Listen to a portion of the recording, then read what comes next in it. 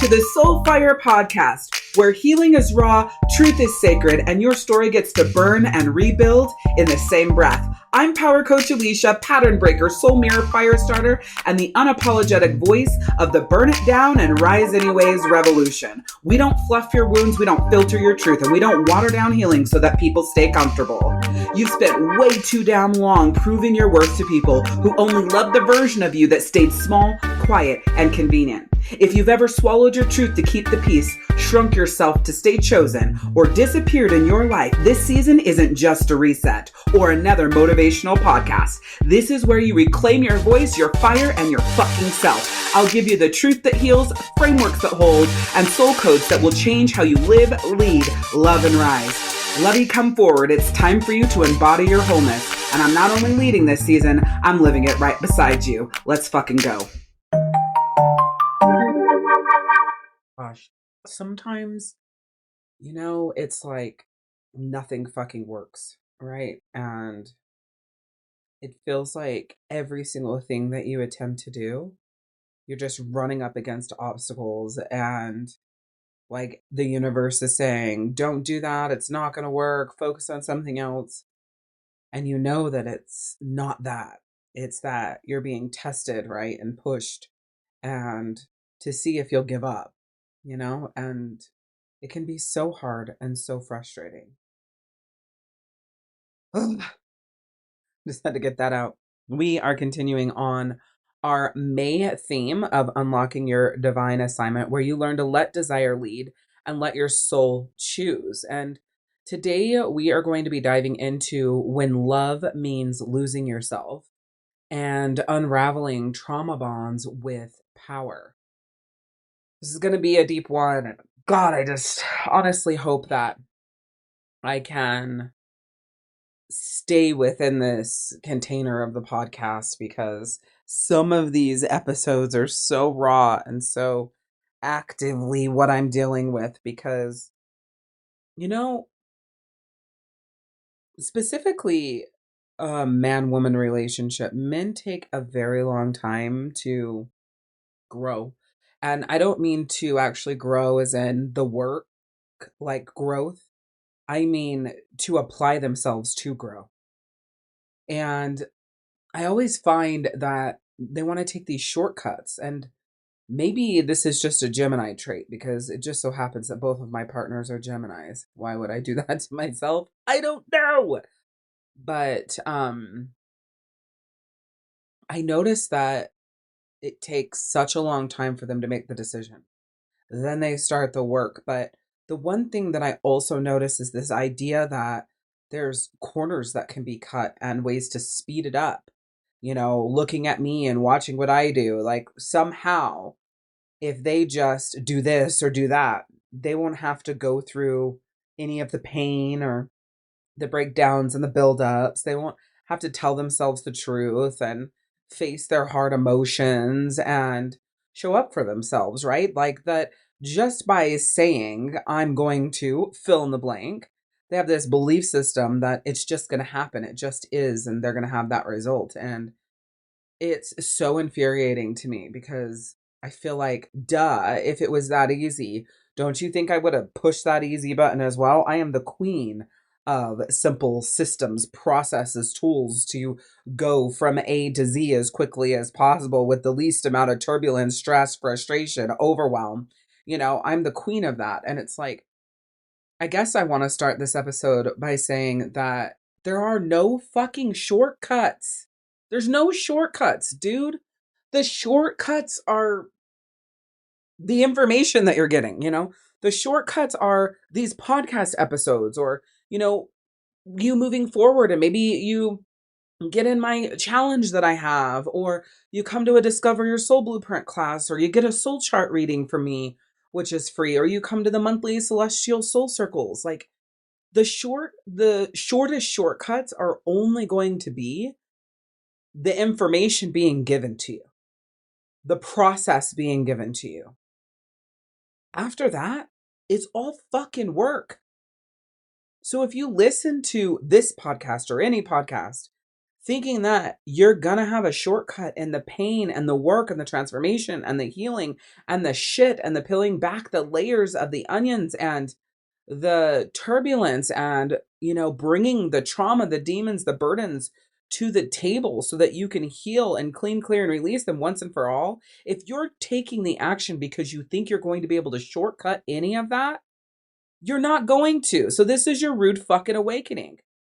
You're not going to be able to do that. It's not what it's about. Okay? So listen, you've got to trust me. And the biggest challenge with all of it is there's so many things coming at you, right?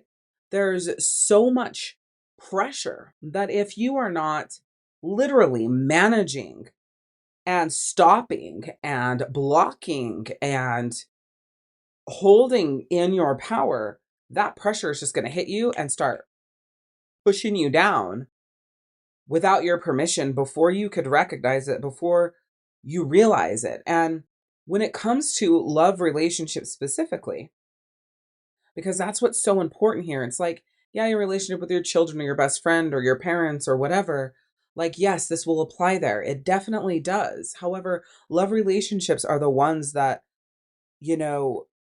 collapse you the most, that debilitate you the most, that really block you from the beautifulness that you are if they're not healed, if they're going through their own shit, if they brought all their shit to your relationship. So, in this episode, we're talking about breaking the soul contract of survival, especially in relationships where the love feels like it's a collapse. Because there's a version of love that doesn't heal, it hijacks. Okay. And it takes over and it decides that in order for you to feel, be, do, have, live, that this is what must happen. And you'll find that that shows up in performing and taking action to earn that love. For example, maybe you're a woman who feels like your partner works really hard, so when they get home, they shouldn't have to do anything, while you devalue the fact that you work your ass off too. It may look different. Or maybe you do have a job, but you're still trying to hold it all. That's a contract of survival. And you're collapsing underneath that, right? Or it may look like that you've got to keep the house together and food on the table and the kids in check because your partner is so stressed out all the time with their job and it causes them a lot of stress. See, you're making decisions that you think is the contract of your marriage and your relationship. And the truth is, we never signed up to take on all the pain, the stress, the overwhelm, the pressure of our lives by ourselves because our partner couldn't handle it or because we believed our partner couldn't handle it. That was never part of the agreement. That isn't part of the vows. As women, we automatically assume that responsibility that everything's too heavy for them to hold. So it should be our job to pick up that slack, to do the work, to show up for them where they should be showing up for themselves, to cater to them when they should be taking the action for themselves, to manage their emotions when they should be regulating their own, to feel bad for them and what they're going through when they need to make a different decision so they don't have to live like that, but they're stuck and they're trapped by their mindset and how they view it and all the things. You need to open your fucking eyes here. This idea that because your partner fill in the blank, that means you should carry it all is complete and utter bullshit. That isn't honoring. That's killing your own soul. That isn't helping the relationship. It's creating disconnection. It isn't growing you guys closer.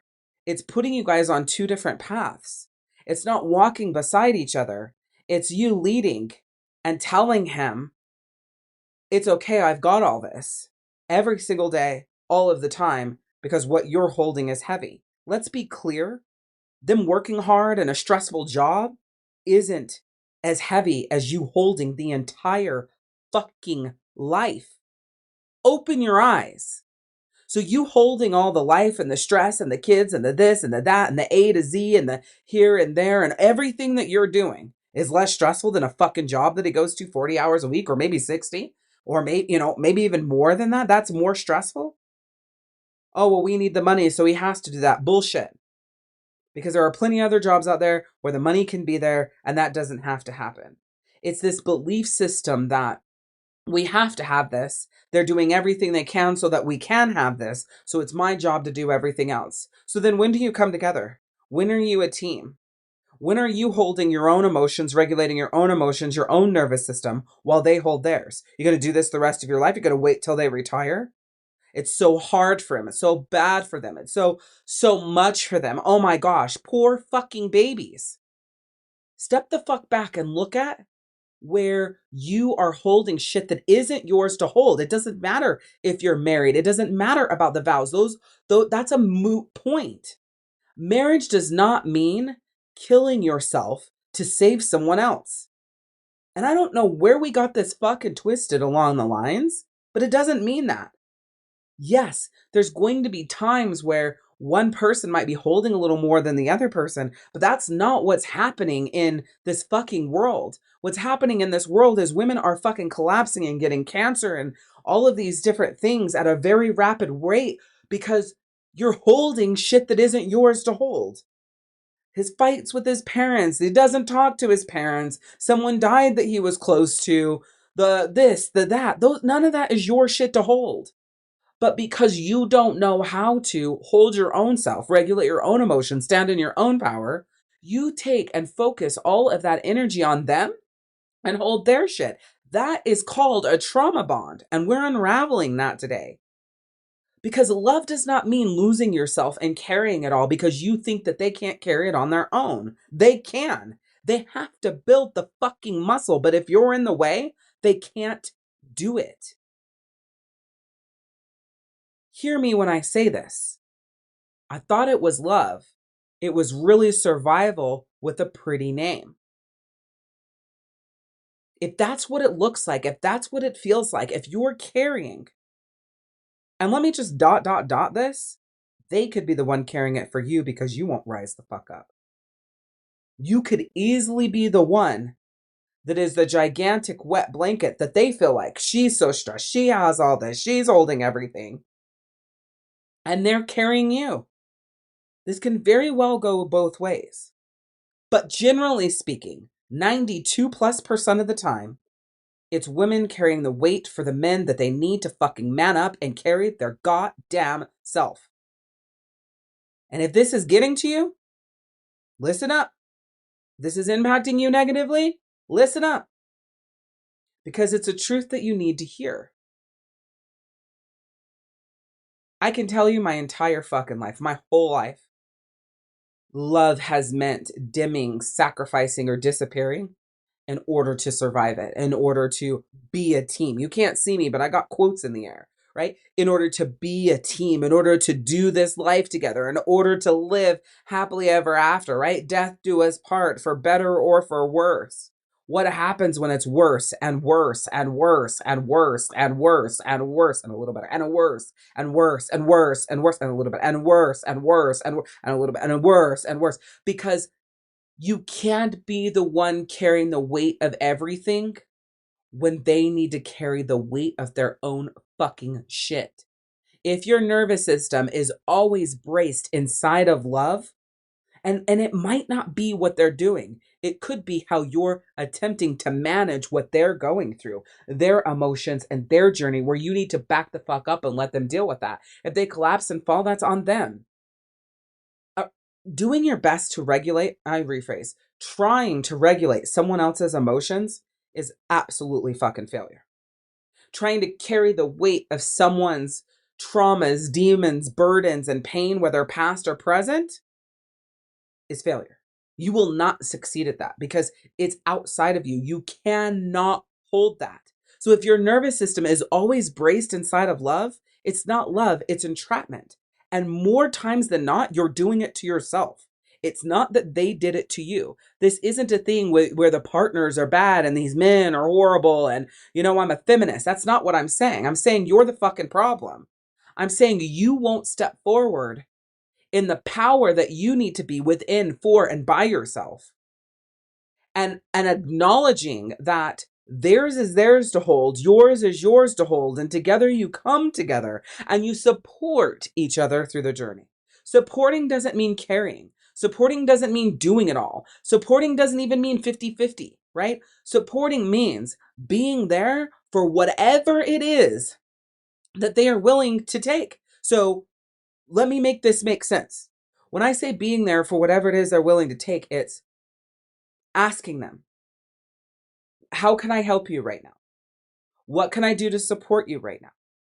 They come back with something asinine like keep the kids together, run the entire house, and take care of everything. You've got to say, that's not something that I have the capacity to do, because the life that we built is for both of us to show up and do. So what parts of the house and the children are causing you the most stress right now? Or is it just that you are stressed and you don't want to deal with anything else? Because those are two different things, ladies. If they're stressed and they don't want to deal with anything else, that is fucking bullshit. They don't get to stick their head in the sand where you pick up all the slack. That's not how this works. And again, you can put anyone else you want in this spot. Your mom, your sister, your brother, your best friend, your children. It doesn't fucking matter who it is. The same thing applies, because let me be clear, you're the problem, not them. And the reason why I can share this with you is because I've learned this the hard way, the very hard way. And every day I'm reminded how much more work I need to do for me because of the enabling, because I want to rescue, because I want to save, because I want to hold the weight that is not mine to hold. Now, let me tell you, I am doing so much better, and I will want to hold the weight. You see how I said want. Well, I use the phrasing want because I'm not doing it. I catch myself. I would say 8 times out of 10, I catch myself and I take action that is best for me. And the other 1 to 2 times, I realize when I'm already in it, what I'm doing. I pause what I'm saying, I pause how I'm operating, and then I pull back and I readjust right in real time. I don't keep going down the track that dishonors me. Listen, you don't dishonor yourself to honor someone else. That's not how it works. That's not called honor. That's called sacrifice. You don't dishonor yourself to honor someone else. That is not called honor. That's called sacrifice. You do not dishonor yourself to honor someone else. That is not honor. That's called sacrifice. Honoring someone else does not mean sacrificing yourself to do that. You can be loyal and still be dying inside. You know, for me, it's always like, oh, you know, I always say I'm loyal to a fault. Well, that's fucking bullshit. Not that I'm not loyal to a fault. I am. But why the fuck am I loyal to the fault of me? That's bullshit. Because the only person who can love me the best, show up for me, take care of me, regulate my nervous system, my emotions, my happiness, my joy, and it be within my power is me. And, you know, for me, something that I've thought a lot in my journey, more times than I can count, is I stayed because I thought that leaving would make me the bad one. And I share this with you open and honest and raw because I know that my tribe has felt this more times than they can count with the partner that they have. And if not with the partner that you have, with your last one, and that's why you left. But when you look back, you stayed way too long. You put up with way too much. You begged, you proved way too much. You did everything you could to earn, and it still wasn't enough. And that's because that wasn't up to you. That was up to them, and you were attempting to do something that was outside of your circle of control that wasn't yours to hold.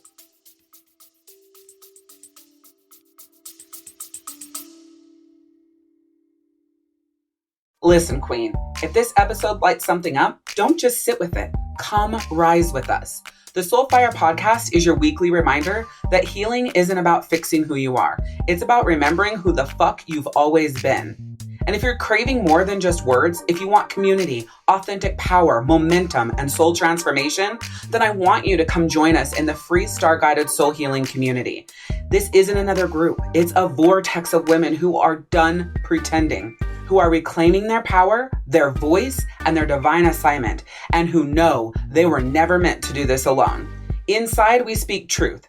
We rise with soul-coded frameworks like Rise Times 3 and AUA, plus your own soul-coded values. We break patterns, we burn illusions, and we build empires because we rise. So come be witnessed, come be held, come be at home.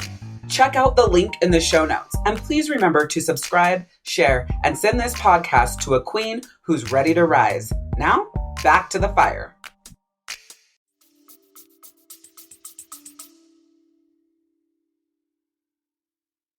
Pay attention to what's going on inside of your relationship with your partner, your love relationships, and again, with everyone else.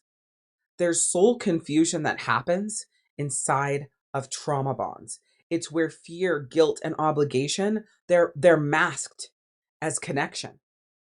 You feel bad, so you do it. You feel guilty, so you do it. You're married to them, they're your partner, so you do it. You love them, so you do it. That's soul confusion. That's a trauma bond. Like your pain, your bullshit, and what you went through is not for me to hold. You've got to decide what you're going to do with that because I'm not going to hold that. I will be here and I will support you. But if you're not doing fucking anything to help yourself, then there's nothing for me to support. And when you look at me and you want me to carry it because I've always carried it, I now say that's not mine to hold. I tell you, this fucking, I don't even know where we're at. This episode's going to drop, I believe, on May 15th. We're almost 60 days. So I guess we'll probably be about 6 weeks into this like massive transformation that I've gone through. And, I told G just this morning, like, I'm not here to hold your fucking shit. I'm not here to help you. I'm here to help me and support you. I'm not the person you go to get all the answers. You go to you to get the answer. See, I have created such codependent type relationships across the board. Okay, not just partnerships. Because I have this ability to hold so fucking much and not collapse, but actually be collapsing. But nobody sees me collapse because I can hold so much, but they can't hold not even a fraction. So it looks like I can hold so much more than them. See, people always mistake this about me. I'm a very, very strong woman. I am extremely independent. And the one thing, I'm bold, right? I say shit like it is. I don't, obviously, right? Here in this episode, I don't fuck around. But the biggest mistake that people make about me is how sensitive I am and how easily my feelings get hurt. Like I still have a heart, even though I'm a fucking badass, you know? And I have confused so much. My soul has confused so much about trauma bonding. And mine hasn't, I mean, I guess, yeah, fear. Like, I don't want to leave. What if they don't make it? Guilt, like, that's not fair. They've gone through this. They've gone through that. They're going through this. They're going through that. That wouldn't be fair of me to do that. I made this commitment. We've got kids. We've got this. We've got that.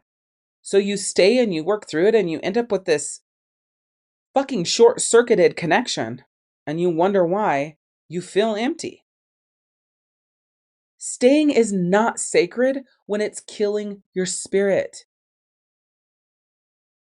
And either breaking the bond with that person is going to be the most healing, or breaking the trauma bond and the way you fucking show up is going to heal you. If you can't break the traumatic bond of doing what you do out of fear, guilt, obligation because you love them, like you don't sacrifice yourself at the highest of levels at a regular basis for years and years to come because you love someone. That's not love. That's trauma bonding. It could have started out as love, but it evolves when you stay in that energy. You can kill all the love that is there. You stop being in love with them and you just start loving them because of the time that has passed. And the challenge with that is you have to break the bond so that you can heal. And that is literally what I'm doing in my relationships right now, is breaking the bond of me carrying the shit that is theirs to carry. But they hate it. Their subconscious, the inner child in them can't stand it. They feel like I'm being unfair. They feel like I don't care. No, but it's not that. That's not what it is. It's that I've always carried shit that wasn't mine to carry. And when I set the box at their feet and said, here's all your shit back that was never mine to hold, that I was holding, they thought it was a fucking metaphor of what I was saying. And it wasn't. It was like literally, here's your shit. Here's your parents. Here's your kids you gave up. Here's the military that fucked you up. This is all your, non-ability to show emotions and give a fuck. Here's your lack of emotional regulation that I was carrying. Like, here's all the shit. I'm not holding it anymore. And I'm definitely not the woman that I was 60 days ago. You feel like you're in love with me? You feel like you love me? Are you sure? Because the woman you fell in love with doesn't exist. The one that carried your weight, the one that went through all the bullshit, the one that dealt with the emotional abuse and the manipulation and the guilt trips and all the things that you did in order to get what you wanted from me, because you couldn't get it from yourself, because you weren't willing to do the work, because you weren't willing to do what was hard. That woman doesn't exist. So are you sure you're in love with me? Because if you think she's coming back, she's not. She's keeping on this track. She's staying here. And she ain't dragging you along. She's not begging you. She's not proving. She's not earning. You're either walking fucking side by side with her or you're left in the dust. And that's just what it is. Is it painful? Is it scary? Does it make me anxious? Do I feel like I'm letting everyone down? Is it hard? Yes, yes, yes, yes, yes, yes, yes. And guess what?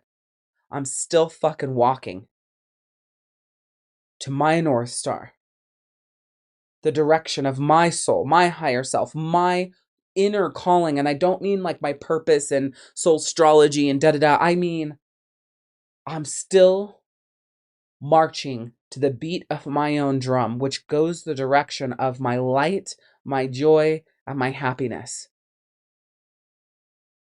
And if that means that the way my life looks now and the people that are in it now don't exist, I will grieve them like they died, and I will continue marching to the beat of my own drum, and I will continue towards the direction of my North Star.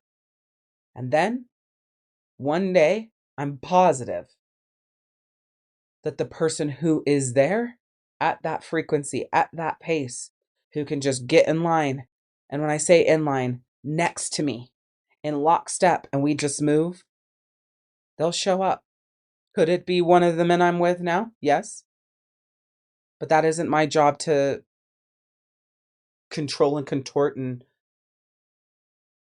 excavate to figure out. That's their choices. They're going to rise if they rise. They're going to fall if they fall. But I don't give a fuck if me walking to the beat of my own drum makes me the bad one. Fine, I accept that. Because I know that on the other side, regardless of if I'm single for the rest of my life or I find someone or it is one of them, that I've got me, and that's more important than anything. And if what we're talking about today is hitting you deeply, like deep in your soul, if you're feeling the pulse and the call to rise, to realign, and to remember who the fuck you are, then the next step is simple.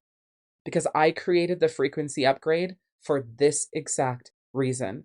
It's a personalized, channeled soul recalibration, a direct activation to collapse your old patterns, to amplify your personal power, and to plug you back into your divine soul self. Nothing to schedule, no one to ask permission. You just say yes. And then within days, your next evolution drops into your inbox and it's coded and created just for you. You're just one frequency shift away from everything your soul already chose before you got here. So check out the link in the show notes because you already know. And now it's time to choose the frequency your soul has been waiting for. And listen, when you're moving in this energy, when you are shifting, as we're talking about, when you're, just when you feel it in your body and it says, I can't do this anymore. When you say those words, I can't do this anymore, that's your soul screaming. That's your body shutting down. And that means you keep calling it love. Because my soul was screaming and my body was shutting down, but I kept calling it love. And the whole time my body and my soul tried to get my attention. I fucked up my knee almost, September, August, maybe, of 2024. And it's gotten better and then gotten bad and then gotten better and then gotten bad and then gotten better and gotten bad. And really, when it's gotten bad, I haven't done anything. See, my body is trying to tell me, like, your right knee, if I look it up right now, your right knee means something, right? And more than likely, let me see. Let me ask what right knee pain means. Just check this. Because why does it keep getting better? So what does right knee pain mean emotionally? Your body is always talking, right? So I've had this right knee pain since September. And when I did it, I fucked it up, okay? But it has gotten better. But then it will revert all the way back. It carries powerful metaphysical and emotional symbolism, particularly in the body's sacred language of movement, direction, and support. The knees are your emotional hinges. They carry the energy of movement, flexibility, and submission. Your right side, which I told you it was my right knee, right? It's masculine, action, forward movement, doing energy. Pain in the right knee often signals emotional resistance or fear around forward motion, especially in areas where you're being called to rise, lead, or expand. And I know exactly what it's talking about. I know exactly what I'm resisting. I know exactly the struggle. And what it is the decision to walk away and start anew and choose myself fully, wholly, and my peace and my happiness and my joy? Or do I wait for them to rise and the pain and the destruction and the unhappiness and the battles? I don't know. Wherever I'm led, however I'm led, right? Because one thing that I do know is that when I'm the person that, like, I'm all the way done, I will walk away. And because I still have this, like, holding on to, I know something isn't there.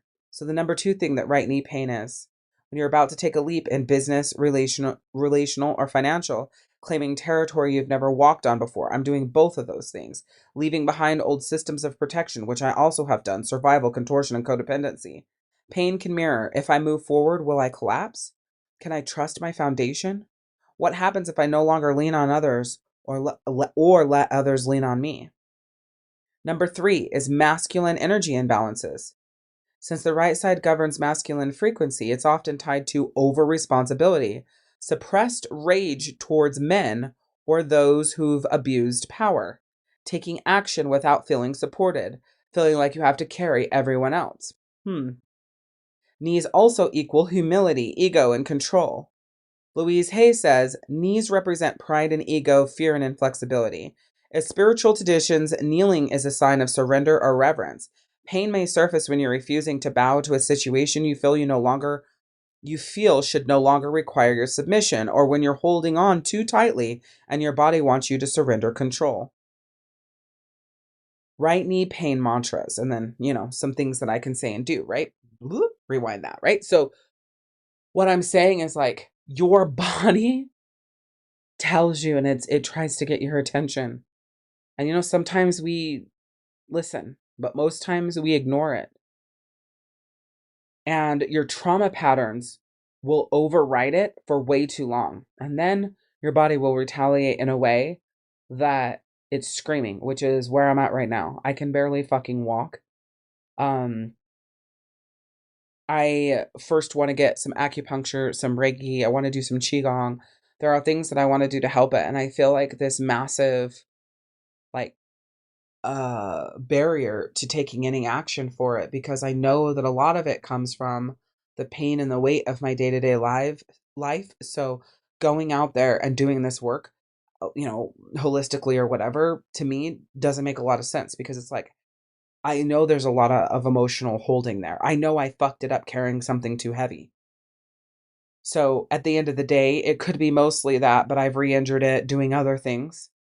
But at the same time, I'm noticing that over the last 2 months, the emotional weight has gotten heavier and heavier and heavier and heavier for me. And the pain has gotten worse and worse and worse and worse. And to me, there are no coincidences.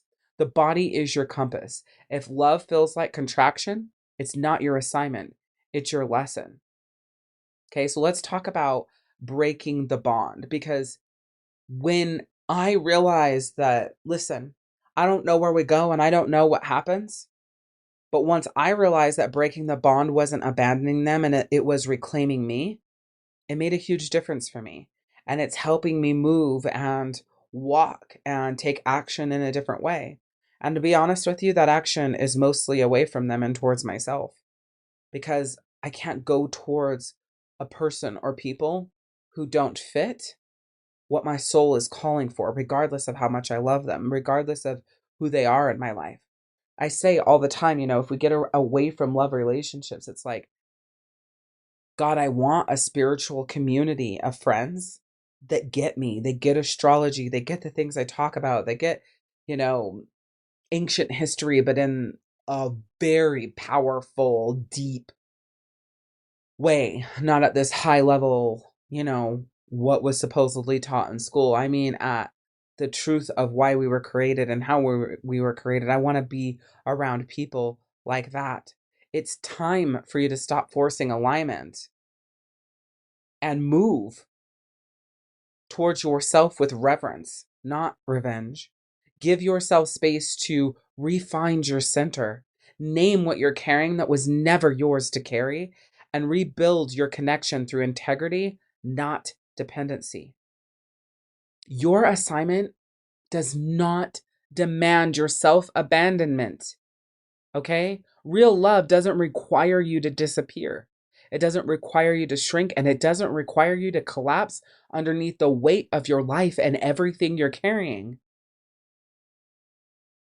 So now I want to move into your soul practice for this episode of breaking the bond and blessing the lesson. Ask yourself, am I in love or am I in a pattern? Like, really go deep. What am I trying, in quotes, right? What am I trying to fix that's actually meant to end?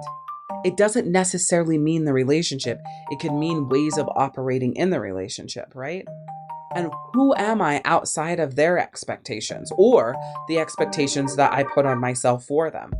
Am I in love or am I in a pattern? What am I trying to fix that's actually meant to end? And who am I outside of their expectations? Who am I outside of the expectations that I put on myself? And if you're ready to stop surviving your life and start choosing it, no matter how hard or painful it is, because eventually it becomes the new rhythm and it feels good and you feel proud and you get your groove back, then your frequency reset session is waiting, okay? The link is in the description. And now it's time for you to declare this truth. I am not the keeper of their chaos. I am the steward of my soul. I am not the keeper of their chaos. I am the steward of my soul. I am not the keeper of their chaos. I am the steward of my own soul. Embody this. Choose yourself so completely that nobody gets to question your worth again. Extend to your soul the same mercy you once gave away to people who fucking dropped it. And stop shrinking to be chosen by people who can't even hold you. You're not a placeholder. You're the fucking revolution. So show up, speak up, and burn the damn box. I'm Power Coach Alishia, and this is your invitation to rise.